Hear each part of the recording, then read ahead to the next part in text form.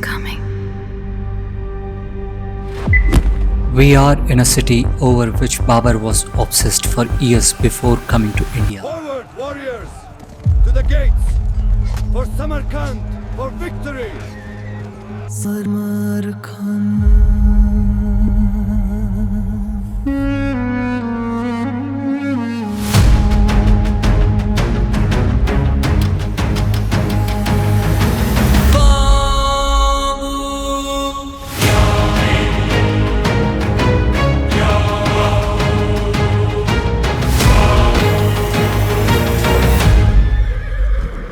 Samarkand is important specifically for Indians because it is the birthplace of Mughal Empire in India. His great grandfather Amir Temur ruled Samarkand, but when there was a clash between Uzbek tribes, he was hunted. He had to leave Samarkand. He had to run to Afghanistan and then to India. For centuries, Samarkand wasn't just a city; it was the center of the universe.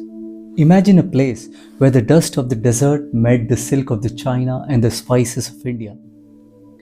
But the Samarkand you see today is a story of rebirth. Destroyed by Genghis Khan, it was raised from the ashes by another conqueror, Amir Temur. He wanted a trophy case.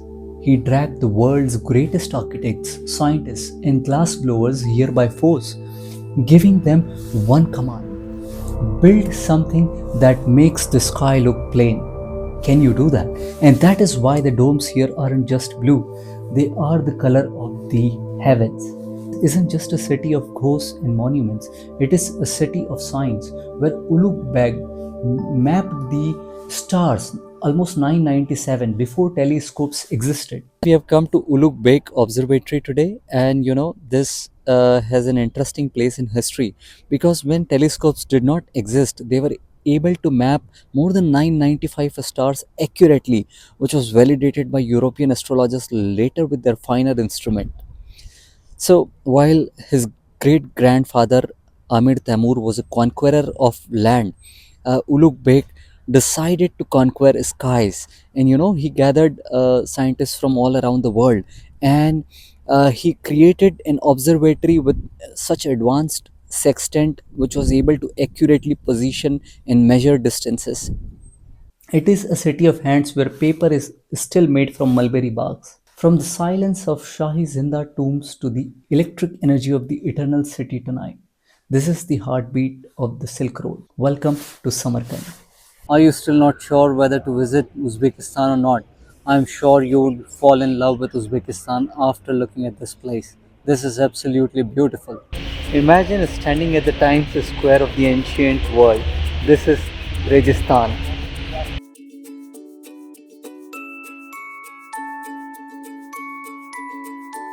While many places of the world were in dark, this place was glowing with culture, knowledge, and wealth. So, primarily, there are three madrasas here, and we are going to take a look at them one by one.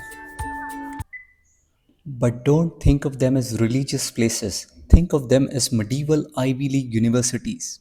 On the left is the oldest one, the Ulugh Beg Madrasa, built by a king who was also a genius astronomer. This was kind of the MIT of the 1400s.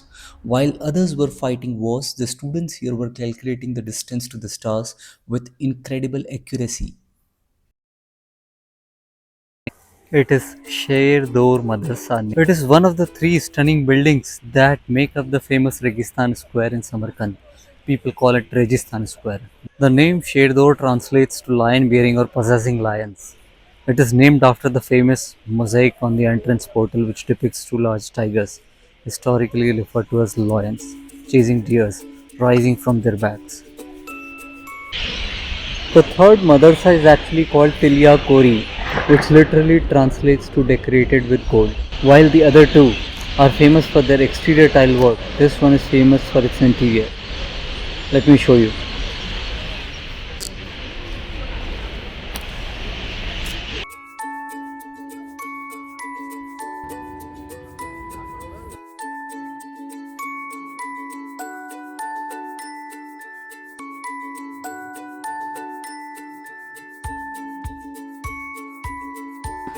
So we are going into this chai khana or tea house. It is called Siyob. We have come to this beautiful tea house called Siyob. It is very close to the center where all the historical monuments or mausoleums or mosques are located. We have got the fruit tea here, and we have been wanting to try it for some time since we came to Uzbekistan, but this is our first fruit tea. Uh,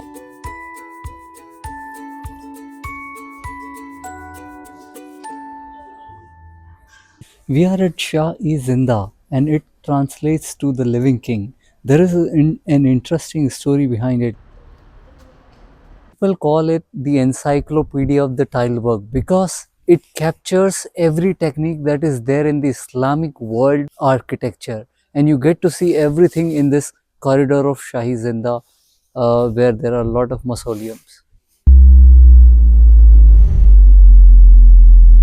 So we loved Shahi Zinda very much. You know, the beautiful blue tiled architecture here is just impressive. And everywhere or each tomb you go to is different and unique in its own way.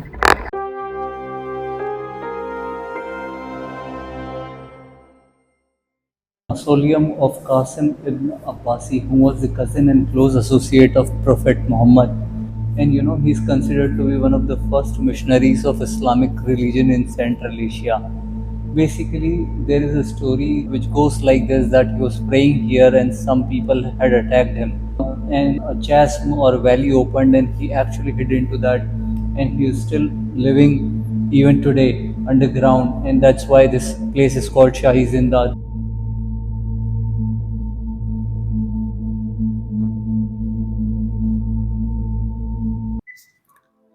This is Bibi-Khanym Mosque, a mosque that was supposed to be a statement piece for Samarkand. Built in the time of Amir Temur, it was so huge and ambitious that parts of it started cracking almost as soon as it was finished. Legend here says it was named after his favorite wife and that she wanted a mosque so grand it would impress him at the moment he returned from the campaign. Next to it, the smaller mausoleum linked to Bibi-Khanym feels much more intimate.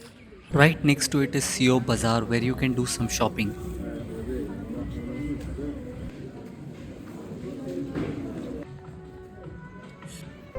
And finally, you must pay a visit to Gur-e-Amir, which is Mausoleum of Amir Temur. The good thing is everything in Samarkand is so well connected. Once you start walking from Registan Square, you will be able to see everything and you don't need to plan much.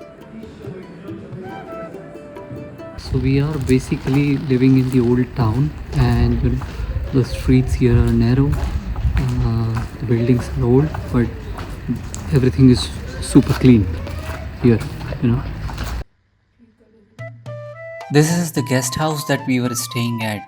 It was built on antique theme, and you know, besides the fact that we had to walk about 900 meters through Old Town, we were really content with the facilities here. The owner was also very friendly, and there was a nice kitchen where we could, you know, make our cup of coffee, enjoy our snacks, and spend some good time.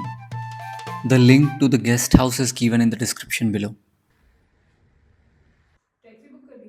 It has been almost 3 days in Samarkand now, and you know, we have been walking around here. Also, the walking infrastructure is also good. You know, the city is full of gardens, and there are plenty of cafes, restaurants, and all that.